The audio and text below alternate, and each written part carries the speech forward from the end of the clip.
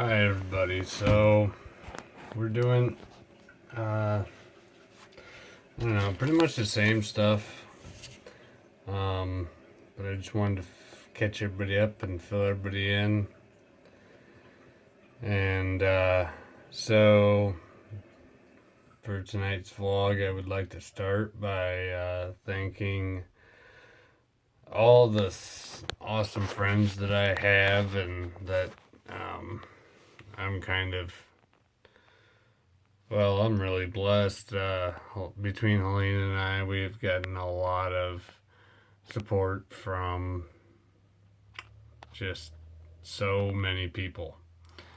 Um, Mariah Cushion and Julie George have been really big in our lives here lately, helping us out with the kids, being as how, they live in the school district and our kids are in all the same things their kids are in. But, we've gotten a lot of other uh, things from a lot of other people and a lot of help, and it's been really touching, and it's nice to know that so many people care. So as far as things have been going, when they let me out after my last vlog, I think it was February 13th and stuff, right around in there, why my levels had come down to, I don't remember, I think they were around 70 something. And my, everything was, oh yes, and we found out about the Abernathy syndrome, and we found out about the aneurysms I had, and so I got a call about 3 days ago on Wednesday, and I'm sure quite a few of you out there on Facebook seen it. But I said something to the effects of 1, 2, 3, but stay calm. Well, that's because they called me that morning and informed me that there was a third aneurysm. So now we've got one in the neck, the carotid artery, one in the brain behind the eye, and now one in my heart. But you need to stay calm with aneurysms because they're liable to break the more stress you put yourself under. And so that was interesting. Well, then the following day we talked to him a little bit more. I actually went down Thursday, talked to the neurosurgeon. We talked about the rest of the aneurysms. And he pretty much said that the genetic testing that they want to do to make sure that I have Marfan's, the Abernathy malformation is obvious. I mean, you can see it apparently. But the Marfan's is what they're worried about before doing the brain surgery, because my veins have thinner walls than the common individual, and that would cause, that could, the way that they were going to fill the aneurysm with coils would cause extra pressure on the wall, and there's another chance of it popping. And as well as while he guides the camera up, he has to be careful because the walls are thinner than most. But he didn't really seem to want to wait around 3 or 4 months for them to get the genetic testing stuff done. He's pretty much straight up told me that this aneurysm will kill you if we don't remove it. So we're going in February 8th, up my leg, and they're going to put a stent in that will be like a pipe that will keep that'll keep the blood going past the aneurysm, and then eventually the aneurysm doesn't have anything pumping through it, so it shrivels up and goes away, I guess. The other aneurysm in my neck is the next one they want to go after. And then the new one in my heart, they are going to be taking a lot of pictures of me by the sounds of it for a long time, probably the rest of my life, because I am now susceptible to aneurysms. I have thin walls and high blood pressure. And that is pretty much the ingredients for an aneurysm.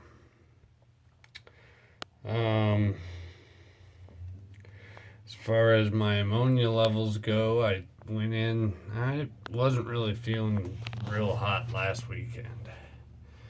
And I just kind of seemed to be a little more spacey than usual. Well, I went into the Sumner Hospital, and sure enough, my ammonia levels were at 90. So then I went into Iowa City on Thursday. This is Saturday,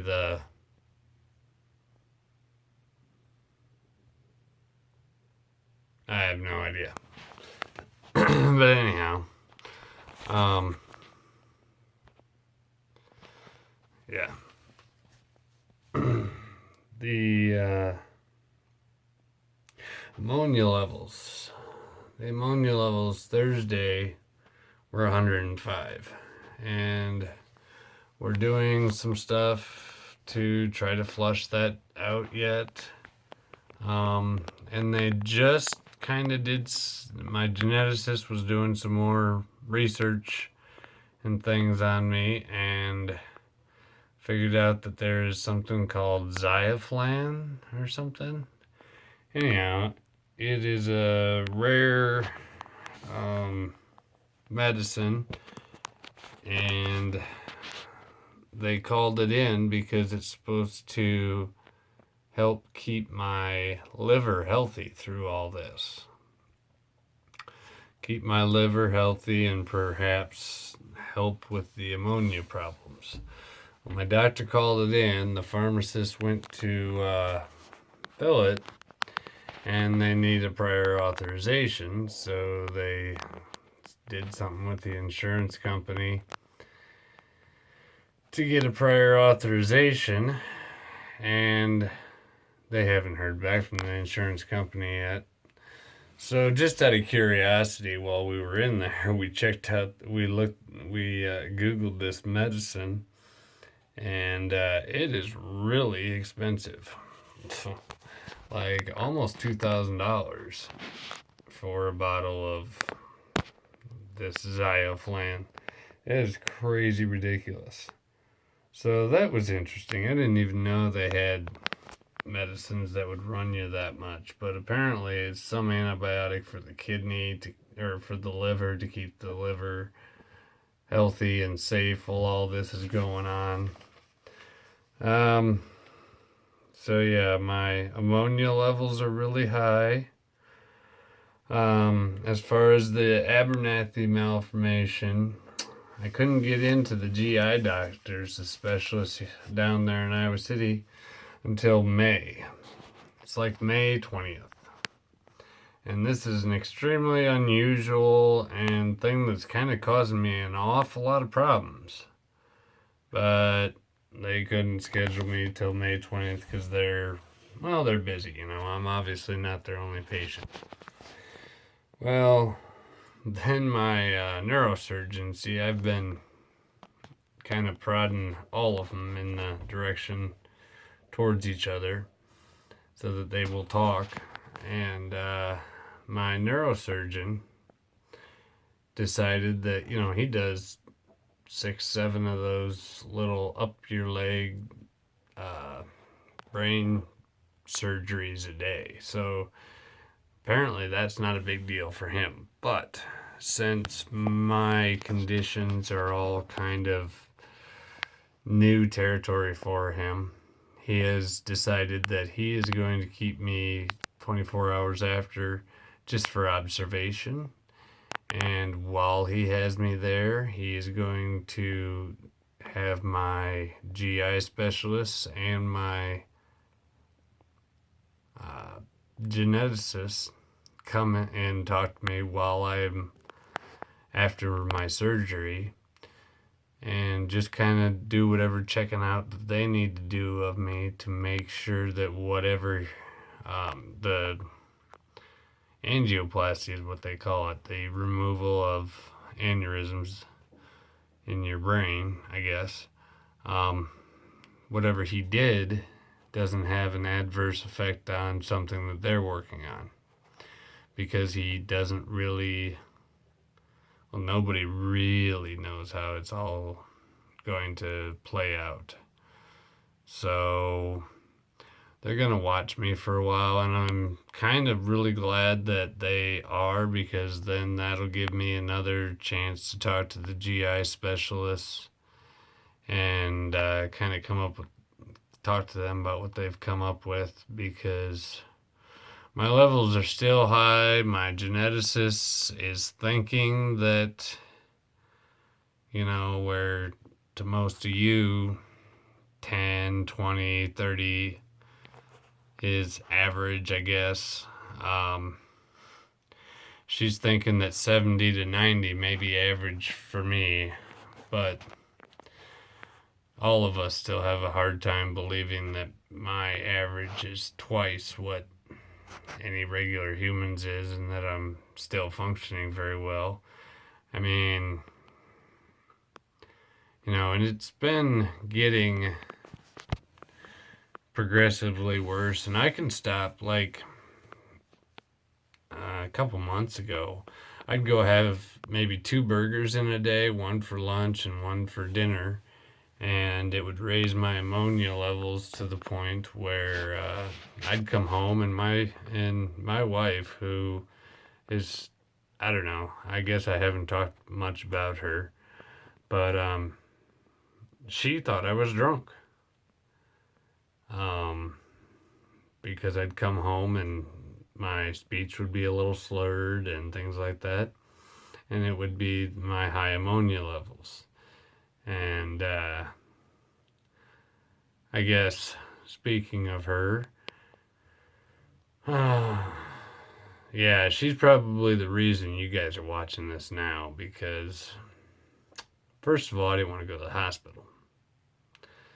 And then when I got to Iowa City, after they decided that I was having a stroke there in Owine back in December, the very first time I went, they were going to send me up to see a neurosurgeon. She traveled through the storm 2 hours to go see the neurosurgeon, or the neurologist, because I showed up in an ambulance, and the doctor, the ER doctor at the time, he said I was fine. He didn't know what was going on, but I was fine, and he was ready to send me home. And I don't know exactly how the confrontation went, and I don't know exactly the who's watching, but I know there were a lot of choice words that came out of her mouth saying, hey, look, if you're not a neurologist, then get out of my way, find me one, because we came 2 hours to talk to a neurologist.